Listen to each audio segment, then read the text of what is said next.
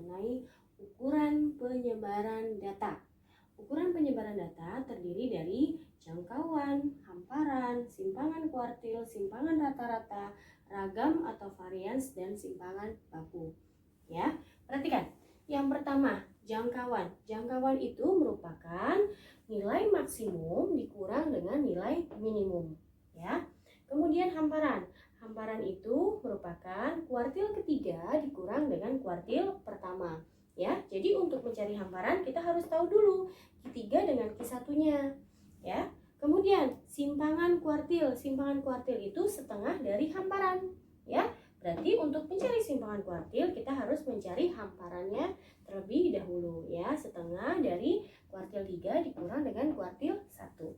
Ya, simpangan rata-rata jumlah dari atau disimbolkan dengan SR, jumlah dari data dikurang dengan X bar. X bar itu apa?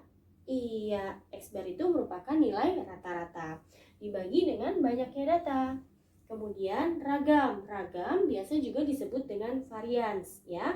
Kadangkala nanti ada soal yang menyebutkannya tentukan ragam atau ada juga soal yang tentukan varians, ya. Jadi ragam dengan varians itu sama. Disimbolkan dengan S kuadrat. Cara mencarinya sigma atau jumlah dari datanya dikurang dengan nilai rata-rata atau X bar dikuadratkan dibagi dengan banyaknya data. Terakhir itu simpangan baku atau disimbolkan dengan S.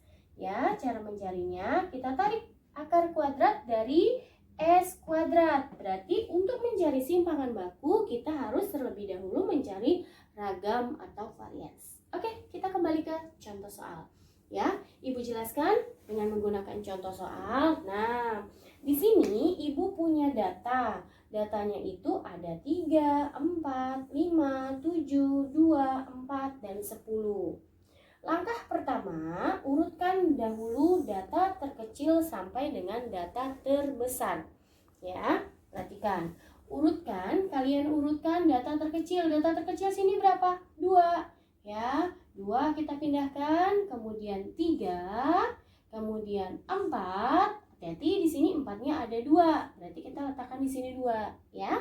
Kemudian 5, 7, dan terakhir 10. Setelah itu, kita lihat tengah-tengahnya nih. Ini datanya kan ada 1, 2, 3, 4, 5, 6, 7. Berarti tengah-tengahnya berapa? Tengah-tengahnya 4. Iya, tengah-tengahnya 4. Nah, tengah-tengah ini disebut juga dengan median atau kuartil tengah, kuartil 2. Ya, jadi nilai tengahnya, mediannya 4. Nah, kemudian dari data pertama sampai dengan di sini, ya, tengah-tengahnya berapa? 3. Iya, 3 itu merupakan Q1. Ya, ini Q1-nya sama dengan 3. Kemudian, nah, dari sini sampai dengan data terakhir, ada tengah-tengahnya berapa? Iya, 7. Nah, 7 ini yaitu kuartil ketiga. Maka kuartil ketiganya yaitu 3, sama dengan 7. Ya, kuartil 3-nya sama dengan 7. Oke, setelah kita urutkan data, Ibu mau mencari jangkauan. Jangkauan itu apa sih? Iya, jangkauan itu nilai maksimum dikurang dengan nilai minimum. Nah, kita kurang dengan nilai minimumnya. Maksimumnya berapa? Pada data terbesarnya itu yaitu 10. Ya, dikurang dengan nilai minimumnya berapa? 2. Sama dengan jangkauannya 8. Kemudian kita mencari hamparan. Berikutnya itu kita mencari hamparan. Hamparan itu Q3 dikurang Q1, di mana Q3 itu hasilnya berapa? Q3 hasilnya 7, Q1 hasilnya sama dengan 3. Iya, maka hamparannya nilainya 4, ya. Kemudian ada simpangan kuartil. Simpangan kuartil di sini simpangan kuartil merupakan setengah dari hamparan. Hamparannya kita sudah dapat sama dengan 4, maka setengah dari 4 yaitu 2, maka simpangan kuartilnya 2. Oke, kemudian Ibu akan menjelaskan simpangan rata-rata, dengan simpangan baku. Sebelum kita mencari, kita harus tahu dulu nilai rata-ratanya. Nilai rata-rata didapat dari jumlah dari data, dari keseluruhan data kita bagi dengan banyaknya data. Berarti di sini ya, ada 2 ditambah 3 ditambah 4 ditambah 4 ditambah 5 ditambah 7 dan ditambah 10. Ya, kita bagi dengan banyaknya data. Datanya ada 1, 2, 3, 4, 5, 6, 7. Datanya ada 7. Setelah kita jumlahkan hasilnya 35 dibagi banyaknya data 7, maka hasil nilai rata-ratanya atau X-barnya yaitu 5. Nah, setelah kita mencari nilai rata-rata, baru kita bisa mencari simpangan rata-rata. Ingat, simpangan rata-rata simbolnya SR.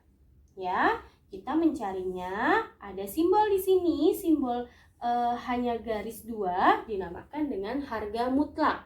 Ya, atau nilai mutlak. Nilai mutlak itu selalu bernilai positif. Ya, jadi 2 dikurang nilai rata-ratanya 5. Data kedua yaitu 3 dikurang nilai rata-ratanya 5. Kemudian, Bu di sini kok ada 2? Karena 4-nya ada 2. 1, 2. Maka tinggal Ibu kalikan 2. Ya, di sini 4 dikurang nilai rata-ratanya 5. 5 dikurang 5, 7 dikurang 5, 10 dikurang 5. Dibagi banyaknya data. Ada 7. Ya. Nah, Bu, 2 dikurang 5 kan sama dengan min 3. Ini kenapa 3? Ingat, di sini harga mutlak atau nilai mutlak selalu bernilai positif. Harga mutlak selalu bernilai positif. Maka 2 dikurang 5 ini positif 3. 3 dikurang 5 positif 2. Di sini 2 dikali 4 dikurang 5 positif 1. 5 kurang 5 0. 7 dikurang 5 2. 10 dikurang 5 hasilnya 5. Dibagi banyaknya data 7. Maka hasil penjumlahannya 14 dibagi 7 sama dengan 2. Ya, jadi simpangan rata-rata hasilnya sama dengan 2. Kemudian selanjutnya Ibu akan menghitung ragam atau varians. Ingat, ragam sama varians sama aja, ya. Nah, hampir sama dengan simpangan rata-rata, bedanya kalau tadi simpangan rata-rata menggunakan nilai mutlak, kalau ragam atau variasi ini menggunakan kuadrat. Cara mencarinya sama. 2 dikurang 5 kuadratkan, 3 dikurang 5 kuadratkan sampai dengan data terakhir ya. Dibagi banyaknya data sama dengan 7. Oke. Nah, 2 dikurang 5 hasilnya min 3. Kita kuadratkan. Min 2 kuadrat. Di sini 2 dikali min 1 kuadrat. 0 kuadrat. 2 kuadrat dan 5 kuadrat. Setelah kita jumlahkan hasilnya ada 46. Dibagi banyaknya data 7, maka untuk ragam atau varian hasilnya 6,5. Nah, terakhir simpangan baku. Terakhir simpangan baku kita simbolkan dengan S. Simpangan baku itu simbolnya S. Cara mencarinya tinggal tarik akar dari ragam atau varians. S kuadrat. Ini kan simbol dari ragam. Sama dengan kebetulan ragam itu hasilnya 6,5. Maka akar dari 6,5 didapat 2,54. Sehingga simpangan baku hasilnya 2,54. Oke, berarti sekian penjelasan dari Ibu untuk ukuran penyebaran data. Berarti berakhir pula materi kita pada bab statistik. Ya, jangan lupa dipelajari lagi, dipahami lagi. Oke, selamat belajar.